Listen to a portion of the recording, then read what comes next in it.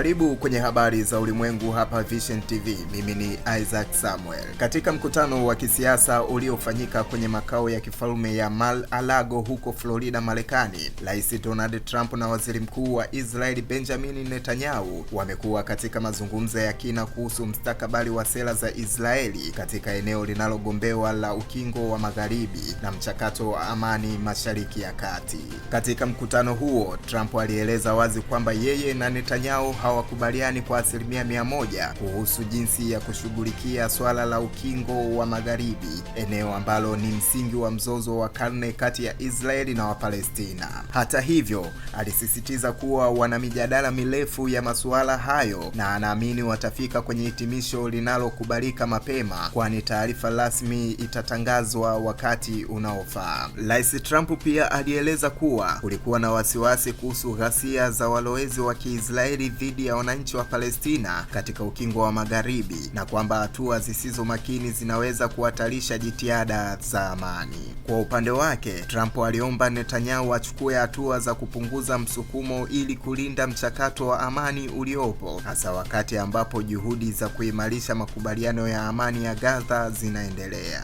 Licha ya kutokukubaliana kwa baadhi ya masuala, pia imebainika kwamba Marekani inasisitiza kutaka kupunguza makazi yasiyo halali eneo la Ukingo wa Magharibi, jambo ambalo linaweza kuleta msukumo wa kisiasa baina ya washirika hao wawili. Mimi ni Isaac Samuel na hii ni Vision TV.